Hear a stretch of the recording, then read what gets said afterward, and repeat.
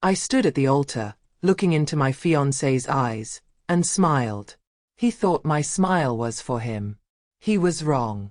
It was for the beautiful, perfect revenge I was about to begin. The lost wedding rings were just the first step in my plan. My name is Angela Mendez. I'm 28 years old, and today was supposed to be the best day of my life. I was marrying the man I loved, Liam, in a beautiful garden ceremony in sunny California. But behind the white dress and the happy tears, a dark secret was hiding. My older sister, Elara, was my maid of honor. Just minutes before I walked down the aisle, she came to me with fake tears in her eyes. She told me she had lost our wedding rings. She looked so sorry, so upset. But I knew she was lying. Liam looked worried. He gently squeezed my hand and whispered, "Don't worry, we'll find them. The rings don't matter, only you do." His words were sweet, but they made my stomach turn. He had no idea what his best friend and my sister were capable of. All our family and friends were watching. My mother looked like she was about to faint. My father was trying to calm everyone down. It was the perfect picture of chaos, all designed by my sister to ruin my day. She wanted me to look like a fool. "I'm so sorry, Angela," Elara cried out loud for everyone to hear. "I checked my purse 100 times. They're just gone." She hid her face in her hands, pretending to be heartbroken. She was a great actress. I'll give her that. It was almost believable. But then, I looked across the altar at Liam's best man, Mark. He was my only true friend in this whole mess. He caught my eye and gave me a tiny, secret nod. He knew everything. He was the only one who knew the truth about Elara and Liam. Mark stepped forward, clearing his throat. A hush fell over the crowd. "Don't worry, everyone," he said, pulling a small velvet box from his pocket. "I had a feeling something like this might happen. I brought a backup pair, just in case." The relief in the room was instant. The look on my sister's face was not relief. It was pure shock. Her mouth fell open. Her eyes darted from the rings in Mark's hand to my smiling face. She looked like a cornered animal. This was the moment her plan fell apart, and mine began. You see, the rings weren't just a backup. They were the bait. And my sister had just taken it. If you think this story is just about lost rings, you're wrong. It's about betrayal, lies, and a revenge so perfect, they never saw it coming. Stick with me to see how it all unfolds. We love seeing how far our stories travel, so let us know in the comments where you're watching from. And if you want to see what happens next, make sure you subscribe so you don't miss Chapter 2. My sister thought she had won. What she didn't know was that the real rings were safe in my pocket. And they were recording everything. The priest smiled. "You may now exchange the rings." I took the cold metal band from the velvet box. As I slid the ring onto Liam's finger, our guests cheered. They saw a bride, happy and in love. They didn't see the ice forming around my heart. Liam repeated his vows, promising to love and protect me forever. Every word was a perfect lie. I looked past him, at my sister Elara. The shock on her face was gone, replaced by a sugary sweet smile. She thought she had just lost a small battle, but would still win the war. But what was their war really about? It wasn't just about ruining my wedding day. It was about something much bigger, something I discovered 3 weeks ago. It was the night of my bachelorette party in Miami. The night I was supposed to be celebrating, I learned the truth. Elara planned the whole party. She rented a big, fancy suite at a hotel by the beach. She kept handing me colorful drinks, laughing and telling me to have fun. "Relax, little sis. Tonight is all about you," she said. Now I know she just wanted me out of the way. I felt dizzy and sick early in the evening, so I went to our room to sleep. I left my phone on a table in the party suite. I remember asking Elara to bring it to me later. Of course, she never did. She needed me to be disconnected from the world. I woke up around 3 a.m. The room was dark and silent. I felt a knot of dread in my stomach, and I didn't know why. I needed my phone. I quietly walked back to the party suite to get it. The party was over, but from the balcony, I heard two people whispering. My heart stopped. It was Elara and Liam. I hid behind a thick curtain, trying to understand why he was here. He was supposed to be in Las Vegas for his bachelor party. My sister giggled, a low, nasty sound. She drank it all. She'll be asleep for hours. Good, Liam said, his voice cold. That gives us time to talk about the plan. I held my breath, listening as they spoke. What plan? Why were they being so secretive? I thought they barely knew each other. But I would soon learn that was just another lie. They started talking about money. My money. A trust fund my grandmother left only for me. Once you marry her, Elara said, her money becomes your money. And then our real life can begin. I felt like I couldn't breathe. They were using me. But the money wasn't the worst part. The shock of their greed was nothing compared to the pain of what I heard next. As I stood there shaking, Liam whispered the 6 words that destroyed the man I thought I loved and gave birth to the woman I was becoming. Behind the curtain, the world stopped moving. I listened for the words that would change everything. My sister, Elara, sighed happily into the dark. Just tell me again, she whispered to Liam. I need to hear it. I saw his shadow move closer to hers. And then he said the 6 words that shattered my heart into a million pieces. I am marrying her for you. A tear rolled down my cheek, hot and silent. I wasn't just a bride. I wasn't even a person to him. I was a bridge to get to my sister. Soon, Elara said, her voice full of ugly victory. Soon, you won't have to pretend anymore. We'll have the money, and we can be together for real. I felt the air leave my lungs. This wasn't a nightmare. It was real. They had planned my entire future, and I wasn't in it. I didn't scream. I didn't run out and confront them. A strange coldness washed over me, pushing down the pain. I backed away slowly, my bare feet silent on the floor. I slipped out of the suite and back to my room before they even knew I was gone. Lying in bed, the coldness faded and the pain hit me like a wave. It hurt to breathe. Every happy memory I had with Liam or Elara was now a lie. They had been laughing at me the whole time. But under the pain, a tiny spark of something else started to grow. Anger. This anger felt different. It was calm and clear. I realized that screaming and crying would only give them what they wanted. They expected me to fall apart. But what if I didn't? What if I played their game, but better? What if I built them a perfect little world, just to burn it down? I needed help. There was only one person I could trust. I picked up my phone and called Mark, Liam's best man. He had always been kind to me, but I'd always seen a sadness in his eyes when he looked at Liam and me together. I wondered what he knew. It was almost 4 in the morning, but he answered on the second ring. I didn't say hello. I just whispered, Mark, it's Angela. I know everything. There was a long silence on the other end. Then he said, I'm on my way. Don't do anything until I get there. That night, the plan was born. My plan. Mark knew a jeweler, a specialist who made things for spies and detectives. Together, we designed the perfect wedding rings. They were beautiful, simple gold bands. But they had a secret. They were also powerful listening devices. Now, back at the wedding, the ceremony was over. Liam, my new husband, leaned in to kiss me. Our family and friends cheered wildly. As his lips, the lips that lied to me, touched mine, I thought of only one thing. He had just activated the recording. The kiss ended, but Liam's smiling face was still close to mine. I love you so much, Mrs. Mendez, he whispered, just for me to hear. I had to force myself to smile back. I love you too, I lied. Every second I pretended felt like a year in my own personal prison. We walked back down the aisle, hand in hand. Our friends and family threw flower petals and cheered for us.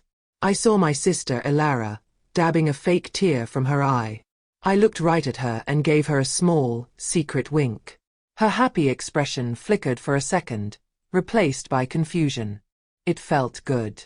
At the reception, the lights were low and the music was soft. It was time for our first dance.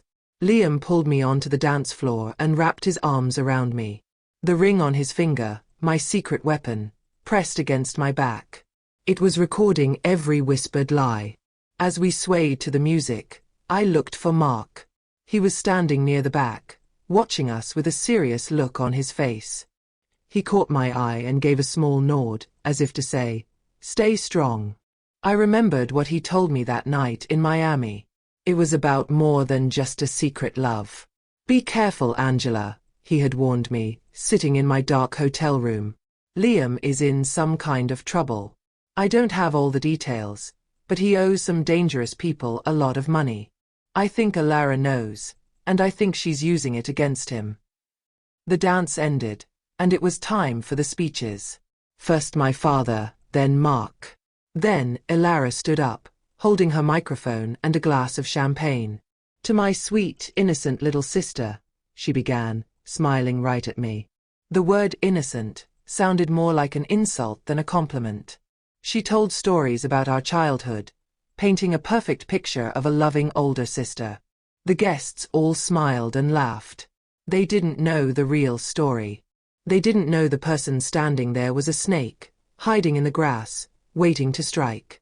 "To Angela and Liam," she finished, raising her glass high. "May you both get everything you deserve." The room applauded. I smiled, but on the inside, I shivered. I knew what she really meant. She believed I deserved to be left with nothing. Later, I saw them. Alara had pulled Liam into a quiet corner near the wedding cake. They thought no one could see them. They were arguing in hushed voices. I knew this was my chance. The rings were on, and they were close together. It was time to get some evidence. Smiling sweetly, I walked toward them. "Is everything okay?" I asked, pretending to be the concerned bride. Liam jumped, startled. "Yes. Perfect," he said quickly. But as I turned to leave, I heard Alara whisper fiercely into his ear, "The plan has changed. We have to do it tonight." My blood ran cold. Tonight. The word echoed in my head. I couldn't let them see I heard. I kept a sweet newlywed smile on my face, waved at my aunt across the room, and walked away. My slow, careful plan for revenge had just been thrown out the window. Now, it was a race against time. I had to get a message to Mark, but I knew Alara and Liam were watching me. I couldn't just talk to him. I needed a signal, something only he would understand. An idea sparked in my mind. I walked over to the DJ booth, my big white dress swishing around my feet. "Can you play this next?" I asked, writing a song title on a napkin. It was an old, silly rock song Mark and I loved in college. We always joked it was our emergency anthem. If he heard it, he would know I was in trouble and to meet me at our designated spot. A minute later, the loud guitars of the song filled the hall. I saw Mark's head snap up from across the room. He looked confused for a second, then his eyes found mine. I gave a tiny nod toward the back exit. I excused myself from the party, saying I needed some air, and slipped away. I went down the stone steps to the old wine cellar. It was cool and smelled of dust and old wood. A single light bulb lit the small room. Mark was already waiting for me in the shadows. "The song," he said, his voice urgent. "What is it? What's wrong?" "I heard them," I whispered, my voice shaking for the first time. "Alara told Liam the plan is for tonight." I watched Mark's face, and the color drained from it. He understood the danger even more than I did. "That makes sense," he said grimly. "The lawyer is here." "What lawyer?" I asked, confused. "Your grandmother's lawyer," Mark explained, running a hand through his hair. "I saw him talking to Liam earlier. Your trust fund has a weird rule in it. If you're joyfully married, your husband can get immediate access to the money." It all clicked into place. The fake wedding, the rush, the lies. They weren't going to wait. They were going to trick me into signing legal papers tonight, on my wedding night. They would use my happiness as a weapon to steal my entire future from me. But why tonight? Why are they in such a hurry?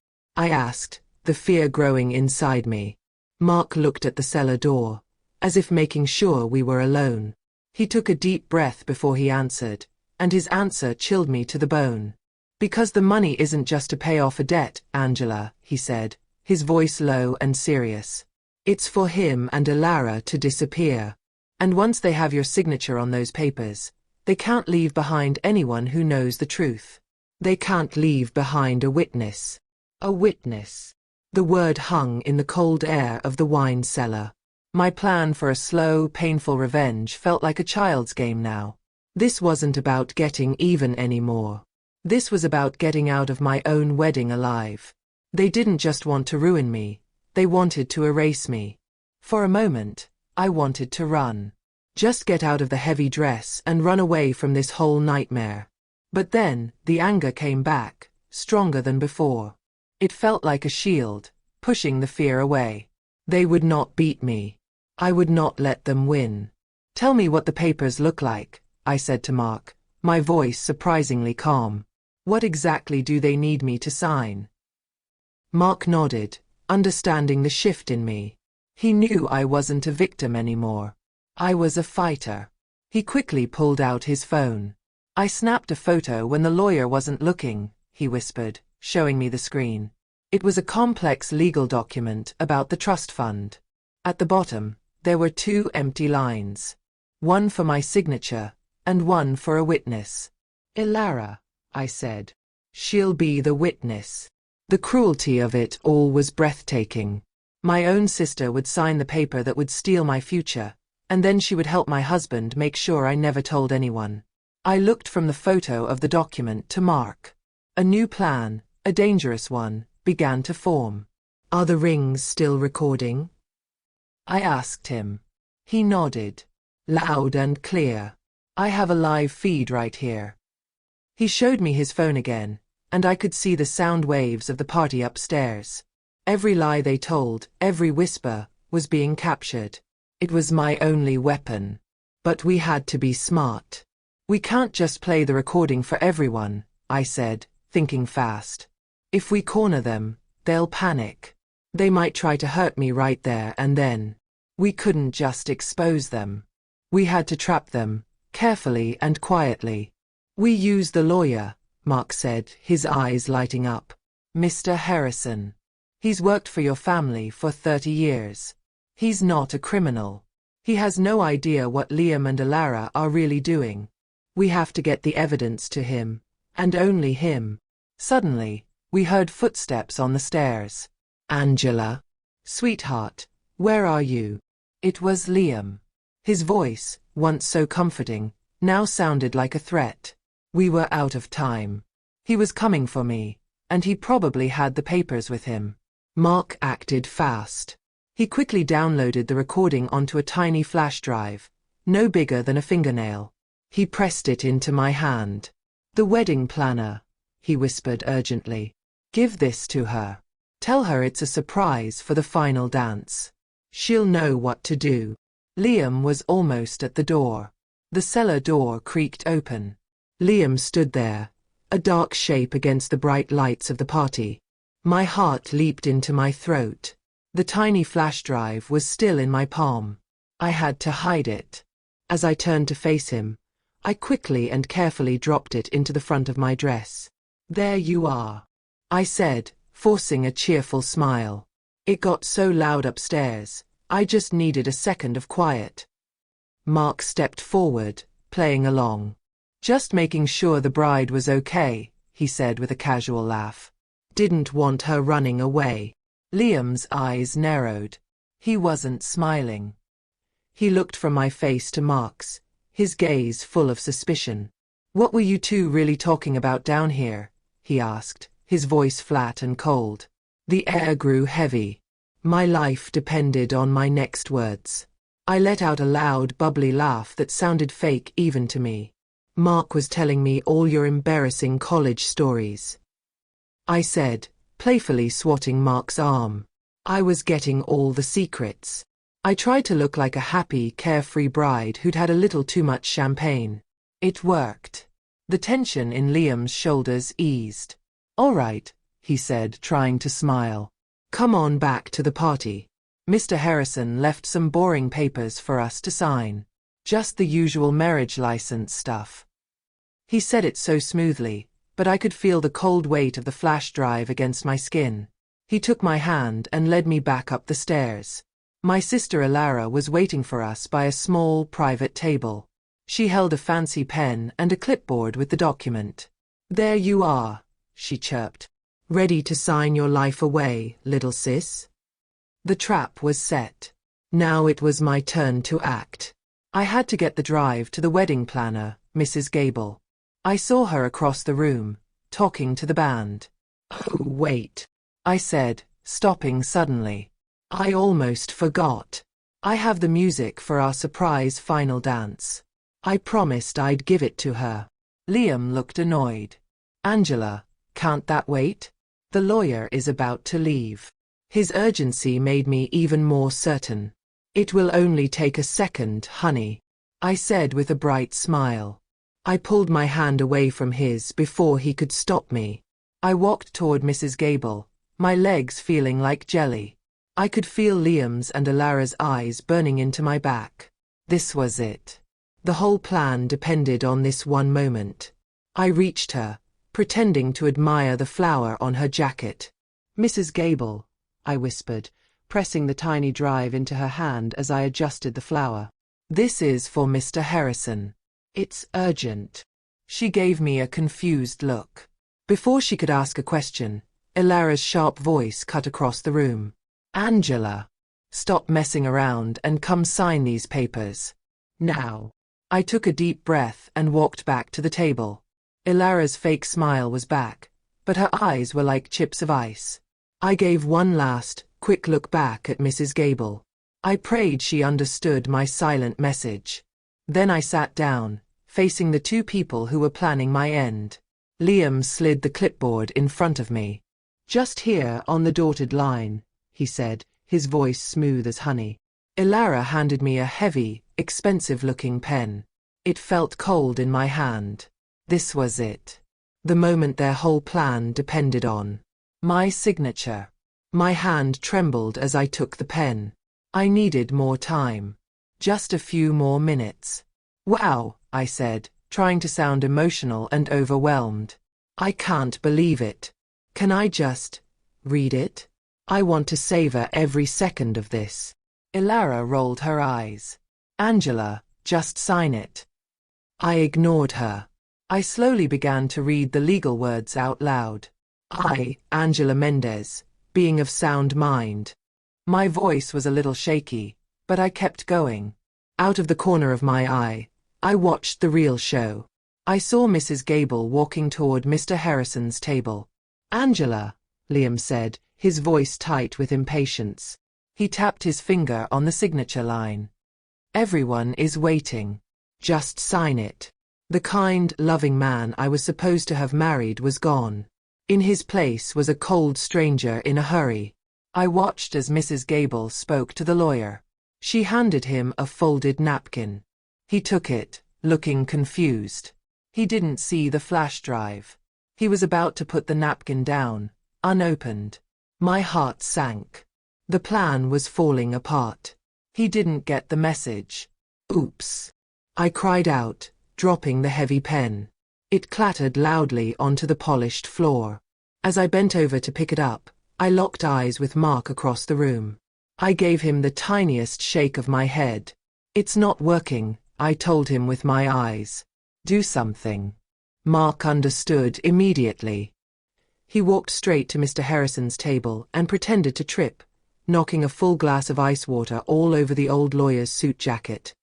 Oh, I am so sorry, sir, Mark exclaimed, grabbing napkins to help clean the mess. In the middle of the chaos, Mark pointed to the napkin Mrs. Gable had delivered. Here, use this one, it's dry, he said loudly. Mr. Harrison picked it up.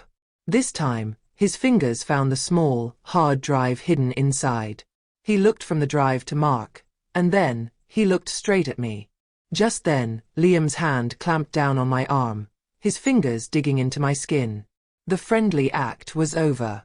"You've had your fun, Angela," he snarled, his voice a low whisper. "Sign the paper. Now." He started to force my hand, with the pen in it, toward the document. Liam's fingers were like a vice on my arm, forcing the pen down. The black tip touched the paper. For a heart-stopping second, I thought I had failed. I stared desperately at Mr. Harrison. My eyes pleaded with him. "Please, do something. Please. Stop." The voice was quiet, but it cut through the music and chatter like a knife. It was Mr. Harrison. He was standing up now, his old face pale with fury. In his hand, he held up the tiny flash drive for everyone to see. Liam and Elara froze. Their heads snapped toward the lawyer. They saw the drive, and in an instant, they knew. They knew they were caught. Liam's hand fell from my arm. Elara's perfect smile crumbled, revealing the ugly, terrified face beneath. It was finally over. Mr. Harrison fumbled in his briefcase and pulled out a small tablet. He plugged the drive in and put on a pair of headphones. As he listened, his face went from shocked, to angry, to horrified. He looked at Liam and my sister as if they were poison. "This is a conspiracy to commit fraud," Mr. Harrison announced, his voice shaking with rage. The room fell silent. "This is a recording," he continued, "of a plot to steal Miss Mendez's inheritance.